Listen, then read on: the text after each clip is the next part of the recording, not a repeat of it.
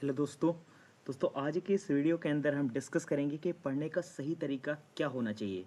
सबसे पहले आप कुछ इंपॉर्टेंट चीज़ों को समझिएगा दोस्तों। इस वीडियो के अंदर हम साइंटिफिक मेथड की बात करेंगे, किसी भी ऐसे फेक मेथड की बात नहीं करेंगे जो कि एप्लीकेबल ना हो। ठीक है, ये ऐसे मेथड्स हैं दोस्तों जो साइंटिफिक मेथड है। तो इन मेथड को एक एक करके आप नोट डाउन कर लीजिएगा, क्योंकि मैंने यहाँ पर नंबरिंग ऑलरेडी कर रखी है और एक एक करके मैं सभी पॉइंट्स लिखूंगा। उन सभी पॉइंट्स को आप नोट डाउन करते चलिएगा, क्योंकि बड़े महत्वपूर्ण पॉइंट है दोस्तों।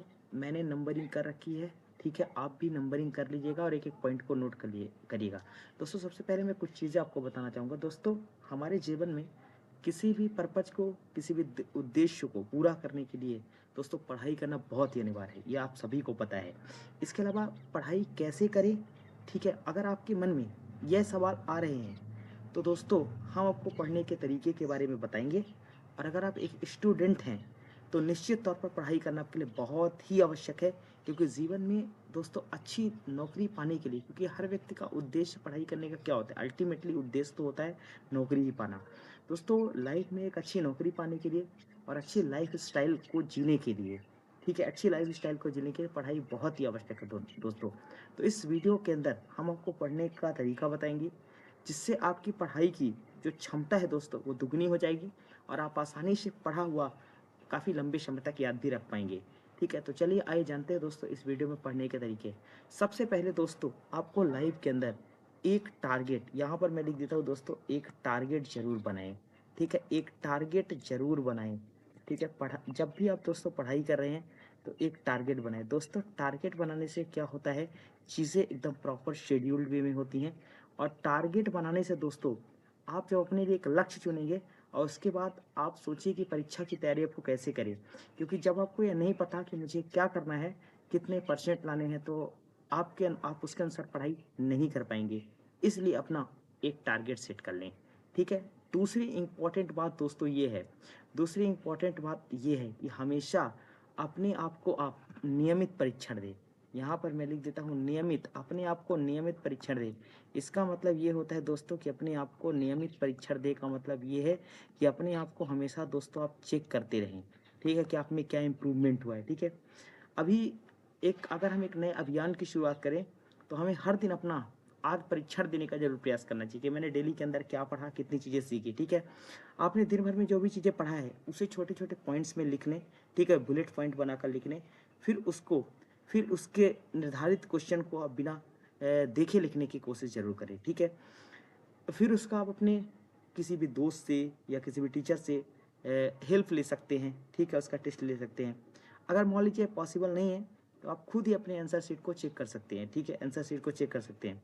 यह करने से दोस्तों आपको पता चलेगा, यह करने से आपको निश्चित तौर पे पता चलेगा कि आपकी कहाँ पर गलती हो रही है और ये गलतियाँ आप भविष्य में रिपीट ना करें। ठीक है, इस बात का खासकर ध्यान रखें आप। ठीक है, ये दूसरा पॉइंट है। तीसरा पॉइंट दोस्तों कह रहा है, तीसरा पॉइंट ये कहता है हमेशा कि परीक्षा के पहले पढ़ाई पर निर्भर ना रहें। तीसरा पॉइंट ये है कि के पहले परीक्षा के पहले पढ़ाई पर निर्भर ना रहें। कई लोग ऐसे हैं जो कि सिर्फ परीक्षा के पहले ही पढ़ाई करते हैं और ये बहुत गलत तरीका है। ठीक है, पढ़ाई पर निर्भर ना रहें। ठीक है, यानी परीक्षा के पहले बस दोस्तों आप पढ़ाई पर निर्भर ना रहें। ठीक है, जो भी स्कूल में पढ़ाया जाता है उसी दिन आप घर में आके पढ़ें, उसे परीक्षा तक आप ना रखिए। ठीक है, यह करने से जो भी आपको पढ़ाया है स्कूल में उसी दिन समझ में आ जाता है।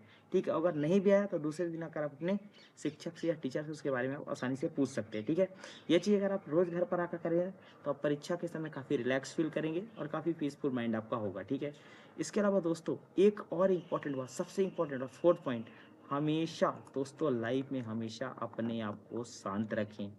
अपने आप को हमेशा अपने आप को लाइफ में हमेशा क्या करें, शांत रखें। चौथा पॉइंट तो बहुत इंपॉर्टेंट है, हमेशा अपने आप को शांत रखें। ठीक है, परीक्षा के समय दोस्तों अपना हमेशा मन शांत रखें।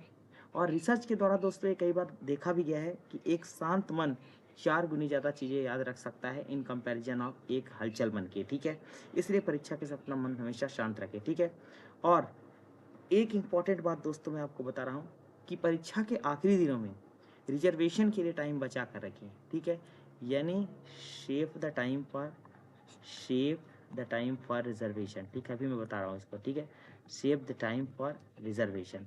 हमेशा दोस्तों इसके रिजर्वेशन के लिए आप टाइम बचा कर रखें, ठीक है। यही दोस्तों परीक्षा के आखिरी दिनों के समय, ठीक है, अब रिजर्वेशन रिजर्वेशन का मतलब ये तो बचा हुआ टाइम है, रिवीजन। आपको हमेशा रिवीजन के लिए टाइम आपको बचा कर रखना होगा, ठीक है। इस रिवीजन के समय का केवल आपको वही चीज़ें पढ़ना चाहिए जो पढ़ा हो। यह करने से क्या होता है दोस्तों, यह करने से जो भी आपने पढ़ा होगा उसकी अच्छी पकड़ हासिल कर सकते हैं और अंत में आपको रिजल्ट भी इसका बढ़िया मिलेगा, ठीक है। 6th पॉइंट दोस्तों बहुत इंपॉर्टेंट है, टाइम टेबल बनाएं। ये बहुत इंपॉर्टेंट चीज़ है दोस्तों, टाइम टेबल बनाकर पढ़ाई करें। टाइम टेबल बनाएं, ये बहुत इंपॉर्टेंट चीज़ है, ठीक है। वैसे तो टाइम टेबल सब बनाते हैं, बट लेकिन किसी भी लक्ष्य को या किसी भी उद्देश्य को प्राप्त करने के लिए सिर्फ टाइम टेबल के जरिए आप अच्छी रणनीति के साथ पढ़ाई कर सकते हैं। ये बहुत ज़रूरी है, बहुत ज़रूरी है ये। इसके अलावा मतलब ये है कि नई साल में नई क्लास की शुरुआत करने से पहले ही अपने एक बेहतर टाइम टेबल अक्सर तैयार करें, एक अच्छा टाइम टेबल जरूर बनाएं। इसके अलावा दोस्तों क्लास डिस्कशन में भाग लें, क्लास डिस्कशन में भाग लें। क्लास डिस्कशन बहुत इंपॉर्टेंट है, क्लास डिस्कशन में भाग लें। आपको क्लास डिस्कशन में भाग लेना होगा, ये बहुत इंपॉर्टेंट है। यानी क्लास डिस्कशन में भाग लेने से हर स्टूडेंट अपने तरीके से सवाल का जवाब समझाता है और यह करने से दूसरे लोगों की बात पर भी हम ध्यान देते हैं, दूसरे लोगों की बात पर ही हम ध्यान देते हैं और यह बातें हमें जल्दी याद रह जाती है, ठीक है। पढ़ाई करते समय दोस्तों कुछ चीज़ों का ध्यान रखिए। और एक पॉइंट और है दोस्तों, पढ़ाई करते समय आप थोड़ा पढ़ाई करते समय दोस्तों पढ़ाई करते समय आप एक बात का ध्यान रखें, थोड़ा रेस्ट लें। पढ़ाई करते समय थोड़ा रेस्ट लें, पढ़ाई करते समय थोड़ा रेस्ट लें, ठीक है। दोस्तों पढ़ाई करते समय थोड़ा बीच बीच में आप रेस्ट ले सकते हैं। यह करने से जो भी पढ़ा है दोस्तों आपको जल्दी याद हो जाएगा और जो भी आपने पढ़ा है जैसे कि हमेशा अगर आपने जो पढ़ा है अगर आप रिलैक्स लेकर करेंगे तो जल्दी याद हो जाएगा। लगातार पढ़ाई करने से दोस्तों हमेशा मन हमेशा बोझ लगने लगता है और जो भी पढ़ा है वो जल्दी भूल भी जाते हैं, ठीक है। और हमेशा दोस्तों किसी की भी हेल्प लेने से शर्माना नहीं चाहिए, हेल्प लेने से शर्माना नहीं चाहिए। यदि दोस्तों आपको कुछ भी चीज़ें कंफर्म करनी है किसी अपने दोस्त से, तो अक्सर अगर वो आपसे ज़्यादा टैलेंटेड है, अगर आप उससे ज़्यादा चीज़ें आ रही इन कंपैरिजन आपके, तो आप उससे मदद ले सकते हैं। दोस्तों हर कोई एक विषय में तो होशियार होता नहीं है। अगर हमें कोई भी विषय नहीं आता है तो हमें किसी और से पूछने के लिए बिल्कुल भी नहीं शर्माना चाहिए, ठीक है। यह करने से क्या होता है दोस्तों, यह करने से हम अपने विषय को अच्छे से मजबूत कर सकते हैं। और हम शर्माएंगे तो वहाँ विषय को हम अच्छी तरह से याद नहीं कर पाएंगे और दिमाग की परीक्षा के समय हमें कन्फ्यूज़न पैदा कर सकता है, ठीक है। एक आखिरी पॉइंट दोस्तों, पढ़ाई को बोझ ना बनाएं, ठीक है। यानी पढ़ाई को बोझ ना बनाएं। ये 10वां पॉइंट है, ठीक है।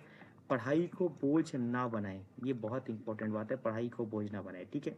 दोस्तों पढ़ाई करते समय आपको यह बात ध्यान रखना चाहिए कि आप उसको उसे कभी बोझ नहीं बनाना चाहिए, ठीक है।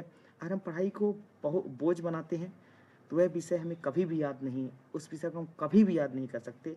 और अगर दोस्तों हमें अच्छे नंबर लाना है तो पढ़ाई को इंटरेस्ट के साथ पढ़ना बहुत ज़रूरी है, उसमें मन लगाकर हमें पढ़ाई करना चाहिए, ठीक है। और दोस्तों हमेशा एक 11वां पॉइंट लिख रहा हूँ दोस्तों, हमेशा आपको प्रैक्टिस जो है, हमेशा एक चीज़ मैं आपको बता रहा हूँ दोस्तों कि जो प्रैक्टिस है, प्रैक्टिस, ठीक है, प्रैक्टिस दोस्तों हमेशा आपको एक ग्रुप में करना चाहिए, एक समूह में करना चाहिए। प्रैक्टिस हमेशा करना चाहिए दोस्तों, कहाँ, समूह में प्रैक्टिस आपको करना चाहिए, ठीक है।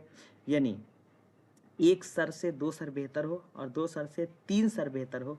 इसका मतलब यह है कि हमें पढ़ाई हमेशा समूह में करने की कोशिश करना चाहिए, या हम पढ़ाई को समूह में करने से क्या होता है, कठिन से कठिन विषय को हम आसानी से याद कर सकते हैं, हल कर सकते हैं, ठीक है। तो ये कुछ पॉइंट्स है दोस्तों, इन पॉइंट्स को आप हमेशा ध्यान रखें। और एक और पॉइंट मैं दोस्तों आपको बता देता हूँ, बहुत इंपॉर्टेंट पॉइंट है ये, सभी पॉइंटों का ये की पॉइंट है। हमेशा हमेशा दोस्तों हमेशा पॉजिटिव रहें, ये बहुत इंपॉर्टेंट चीज़ है। हमेशा पॉजिटिव रहें, हमेशा सकारात्मक रहें, ठीक है। इस बात का विशेष ध्यान रखें, हमेशा पॉजिटिव रहें, ठीक है।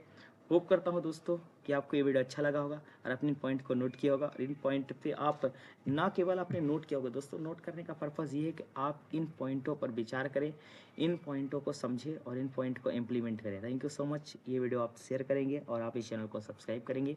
मिलते हैं आपसे नेक्स्ट वीडियो में, रखिएगा तब तक के लिए अपना ध्यान। जय हिंद।